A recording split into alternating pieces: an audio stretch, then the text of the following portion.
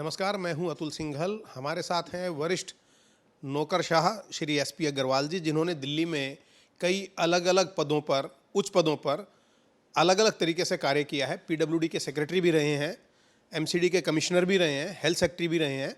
और दिल्ली में जिस प्रकार की राजनीति चल रही है, जिस प्रकार के विषय सामने आ रहे हैं, खासतौर से अरविंद केजरीवाल के 45 करोड़ के मकान की साज सजावट का मामला हो या फिर मनीष सिसोदिया का मामला हो, भ्रष्टाचार का, उस पर हम चर्चा करेंगे। अग्रवाल साहब, बहुत बहुत स्वागत है आपका हमारे इस कार्यक्रम में।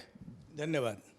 मैं आपसे सबसे पहले ये जानना चाहता हूं कि 45 करोड़ रुपए, और जो आम आदमी पार्टी का कहना है कि पीडब्ल्यूडी ने एस्टीमेट बना के भेजा था, मकान पुराना हो गया था, इसलिए उसकी दीवारें गिर रही थी या छत गिर रही थी, इसलिए 35 करोड़ रुपए खर्च करने पड़े, कितना जायज़ आप मानते हैं? बहुत दुख होता है। मैं क्योंकि 40 साल सरकार में रहा हूँ, तो एक आदमी जो सरकारी नौकरी में रहा हो, 8 साल, 10 साल, 15 साल जो रहा हो, एक बेसिक चीज़ हम लोगों को सिखाई जाती है और वो यह है कि इंटीग्रिटी मेंटेन की जानी चाहिए। इंटीग्रिटी का अर्थ ये होता है कि जितनी आपकी पावर्स हैं, जितनी आपकी पावर एक्सपेंडिचर सैंक्शन करने की हैं, या जहाँ कोड्स गवर्नमेंट के लेट डाउन हैं, उन कोड्स इत्यादि को फॉलो किया जाना चाहिए। उसके बाहर जाना गलत होता है और उसमें आपको लैक ऑफ इंटीग्रिटी या डाउटफुल इंटीग्रिटी में आपका केस आ सकता है। इस केस में इतनी सारी बिल्डिंगें दिल्ली में बनवाई हमने, और मैं नहीं समझता कि किसी भी तरीके से 45 करोड़ का एक्सपेंडिचर रिपेयर के ऊपर, एडिशन ऑल्ट्रेशन के ऊपर, या मान लीजिए सब तोड़ करके ग्राउंड में उसको ध्वस्त करके नया बनाया जाए, उसमें कोई जस्टिफिकेशन नहीं है। मान लीजिए अगर आप किसी भी तरीके से 5000 स्क्वायर फुट बिल्टअप एरिया का भी मकान बना रहे हैं, ज़्यादा से ज़्यादा ले लीजिए, तब भी आपका 9-10 करोड़ से ज़्यादा खर्च नहीं होगा। तो ये 45 करोड़ कैसे बना एस्टीमेट, किसने बनाया और किस तरीके से सैंक्शन किया गया? क्योंकि जितने भी CPWD के कोड में नॉर्म्स हैं गवर्नमेंट एकोमोडेशन के लिए, ये किसी के मुताबिक में नहीं है, हर एक से बहुत कई गुना ज़्यादा है। क्या आपको लगता है मुख्यमंत्री को कोई विशेषाधिकार ऐसा होगा कि वो खर्च कर सकते हैं अपने फ्लैट पर? इसी सरकार में एक चीज़ होती है जिसको बोलते हैं general financial rules, general financial rules और डेलीगेशन ऑफ फाइनेंशियल पावर्स। मुख्यमंत्री को उसमें कोई पावर्स नहीं होती हैं। जो पावर्स होती हैं वो कंसर्न डिपार्टमेंट की होती हैं।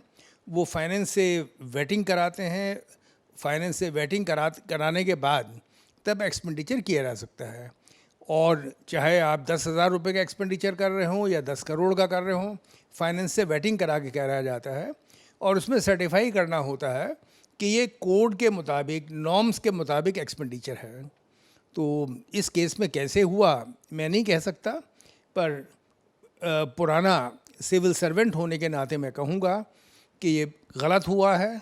और एक ऐसा आदमी जो सरकार के अंदर सीनियर अफसर रहा है, पढ़ा लिखा आदमी है, उसने ऐसी चीज़ के लिए किस तरीके से किया समझना मुश्किल है, पर जो भी हुआ गलत हुआ। आपको लगता है इसकी जांच होनी चाहिए और जिम्मेदारी तय होनी चाहिए अधिकारियों की भी और या पॉलिटिकल लीडरशिप है उसकी भी?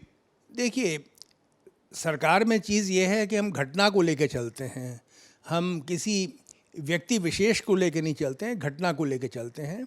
यदि किसी प्रोजेक्ट के अंदर गलत हुआ है, उस प्रोजेक्ट की जांच होनी चाहिए और उसमें किसने क्या सैंक्शन किया, किस आधार पे किया, कि नॉर्म्स के मुताबिक किया, वो सब निकल करके आता है। उसमें जिसकी जिम्मेदारी हो उसके ख़िलाफ़ एक्शन होना चाहिए। पर ये एक्सपेंडिचर किसी भी तरीके से नियमानुसार नहीं है, इसकी जांच होनी चाहिए। अग्रवाल साहब, एक विषय और शराब घोटाले का, उसके अंदर चार्जशीट दाखिल कर दी है मनीष सिसोदिया के खिलाफ, लेकिन उनका कहना है कि किसी प्रकार का पैसे का लेन देन नहीं हुआ, इसमें कोई भ्रष्टाचार नहीं है। आप किस तरीके से भ्रष्टाचार को परिभाषित करेंगे? भ्रष्टाचार की डेफिनेशन के लिए जो कानून है उसका नाम है prevention of corruption act. Prevention of corruption act ये कहता है कि अगर मैंने या किसी अधिकारी के अंदर, पब्लिक सर्वेंट मैं कहूँगा, need not be government officer, public servant ने, जिसमें इलेक्टेड लोग भी शामिल होते हैं, अगर उनमें से किसी ने भी जो उनको विधि द्वारा निमित्त उनके अधिकार हैं, जो कि प्रॉपरली स्पेसिफाइड है, मेंशन्ड हैं लॉ के अंदर, अगर उसको एक्सीड किया जाए, जो मेरे को पावर्स हैं, जो मेरे को अथॉरिटी है, अगर मैं उसको एक्सीड करता हूँ और उसको एक्सीड करके किसी व्यक्ति को, दूसरे व्यक्ति को कोई उसमें अनुचित लाभ होता है, सरकार को घाटा हो या ना हो इससे कोई मतलब नहीं, मेरे पास पैसा आया कि नहीं आया इससे भी कोई मतलब नहीं, यदि किसी व्यक्ति को अनुचित लाभ हुआ है उससे, तो ये भ्रष्टाचार की श्रेणी में आएगा।